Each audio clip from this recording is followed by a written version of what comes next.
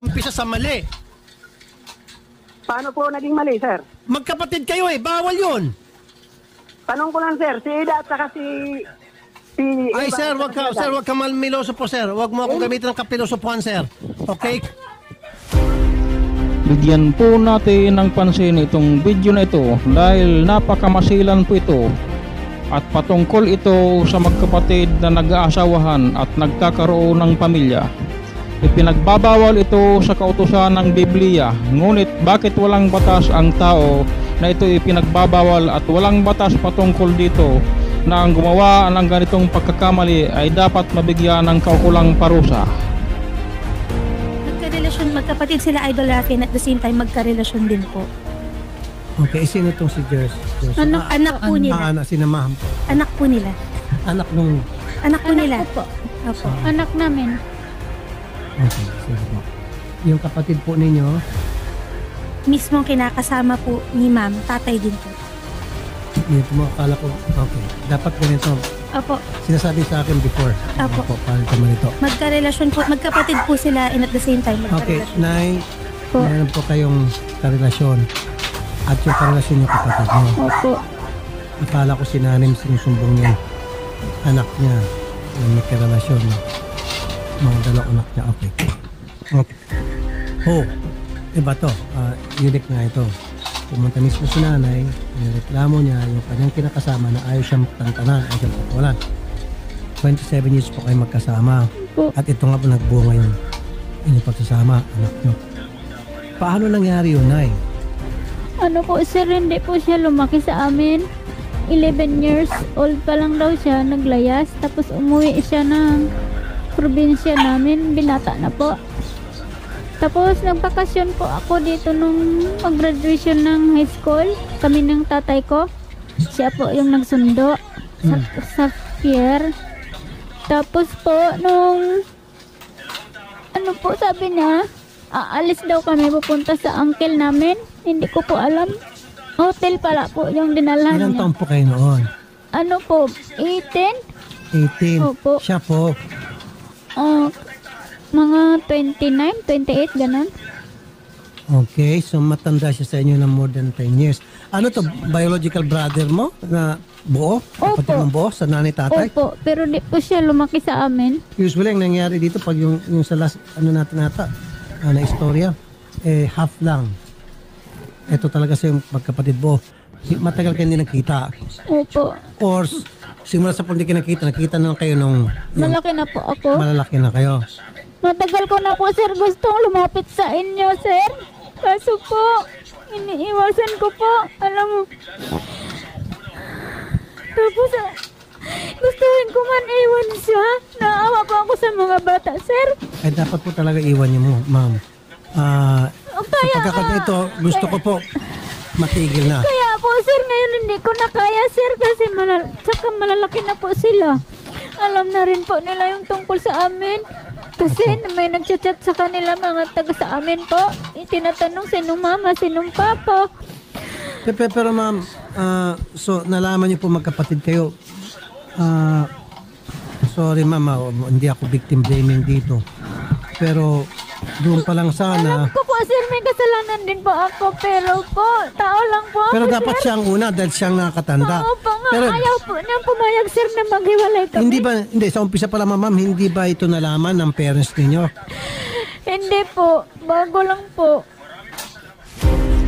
Narito ang sinabi sa Levitico Kapitulo 20 versikulo 17. At ang sabi, ang lalaking nag-aasawa sa kanyang kapatid, maging ito'y kapatid sa ama o ina, ay gumawa ng kahalayan at silang dalaway palalayasin at ititiwalag sa pamayanan. Tinalay ang kanyang sariling kapatid, kayang dapat siyang magdusa.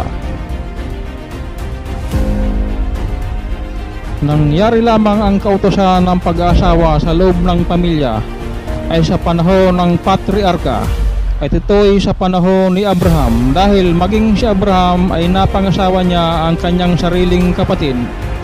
At ito'y nangyari yaong kulang pa ang sangkatauhan sa daigdig dahil ang utos ay magpakarami, subalit binago ang kautusan pagkalipas ng libo-libong taon na at ito'y sa panahon ng Israel. Hindi daw siya adik, gumagamit lang. Sabi ko, Sino pong kasama niya pag gumagamit siya? doon po sa amin. Nandun po mismo sa bahay niyo. Doon sa bahay ng dati po. Sa kapitbahay sila gumagamit po. Tapos yung tumagal sa bahay na po, wala na. Sabi ko, pag umuwi lang po ako, sir, umiiwas sila sa akin kasi talagang inaaway ko po yung mga alam kong pumupunta sa bahay. Sabi ko, pag nakikita ko lang yung mga yan. Okay. Adriano Credo Jr. Magandang hapon po, Sir Adriano. Good afternoon na po. Sir, alam mo naman po, bawal na pag-ibig ko itong pinasok niyo, ano po? Yes po, opo. Tama, Ako na po mismo si sentensya, ano po? Opo. Na hindi na ako kayo pwede magsama. Usually po, ayoko magkahiwalay po yung isang pamilya. Pero itong pamilya niyo po, nagbunga po mula sa mali. Kaya gusto ko pong matuwid na. Yun nga po, pero ako, sir, pinanindigan ko dahil nga, Hindi na sir. Layuan mo na tong si utol nyo. wala na nga po, lumayo na nga po yung mga yan eh. At wag ka naman ako dahil kung hindi pa, dadampot kita, adik ka pala eh. Ayan ang sabi mo, sir. Wag kang magbintang, sir. Baka magpa-drug test ako sa harap mo. Ano po? Ito po sabi po ni ng kapatid mo, doon daw mismo sa bahay. Hindi ba pwede yung sabi-sabi, maniniwala ka din. Well, sige, mag-usap kayo. Kahit yung anak natin, nagkukwento sa akin, tumatawag sa trabaho ko. Sabi, nasa CR kayo, nagganyan. Nag-iinarti lang yan sa inyo, sir. Nakakaintindihan sa Pero mga ginagawa niyo. ngayon, kasama niya yung lalaki na yan dyan. Kasi nung pumunta, kasama niya yung lalaki niya. Kahit puntahan mo ako sa trabaho ko, wala akong kasamang lalaki. Kasama ko, Kasama yan. Napicturan kayo. May picture kayo. Sir, kasal ba kayo? Hindi po. Okay. Isa paano nga? Sir, kahit na meron siyang lalaki, kung sino man yung lalaki, legal po yun. Kasi kayo po ang illegal, dalawa. Kahit na may anak kayo, kasi sir, in the first place, dapat hindi po, dapat hindi nangyari yung inyong pagsasama.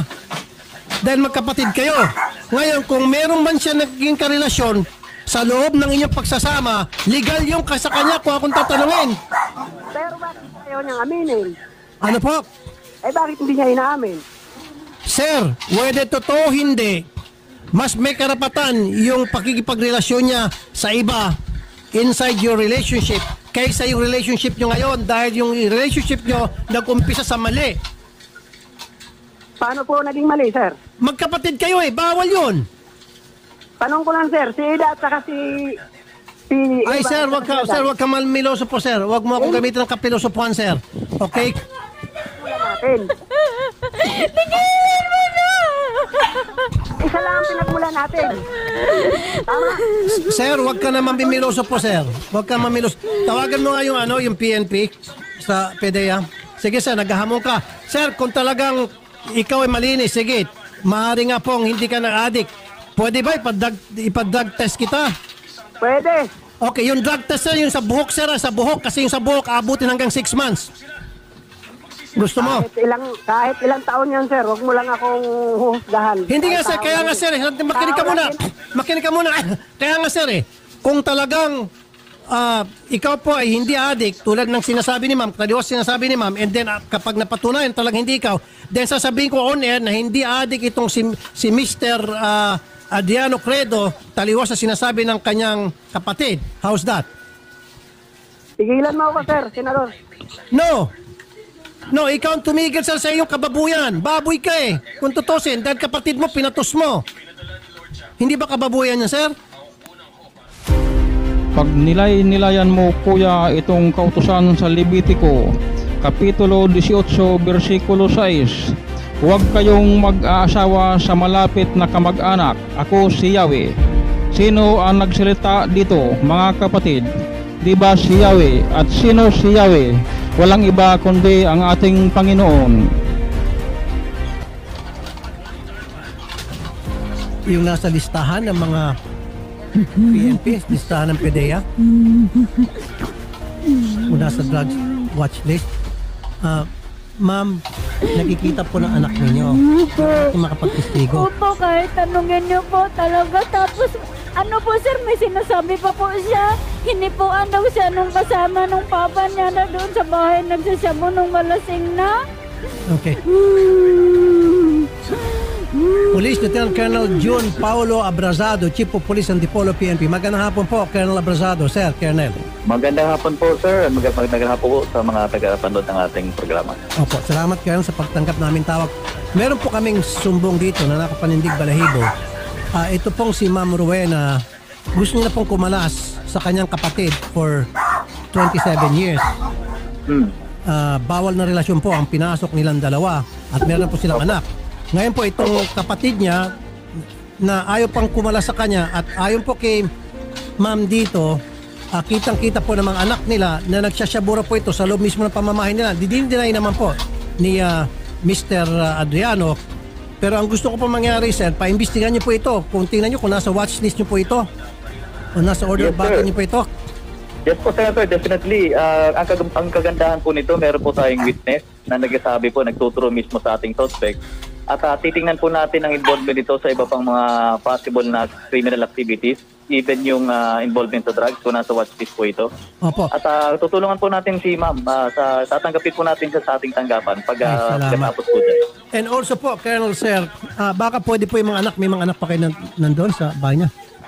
Yes po. Kasi definitely po may child abuse aspect po ito kung lalo na po kung gumagamit ito sa harap ng kanyang mga anak at sinasaktan niya po ang kanyang asawa. Okay.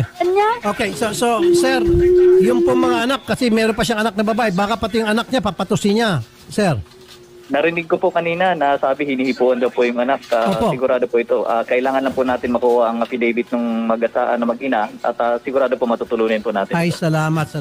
Naku, sobrang thank you, Colonel. Colonel, darating po kami dyan bukas sa inyong tanggapan po, Colonel.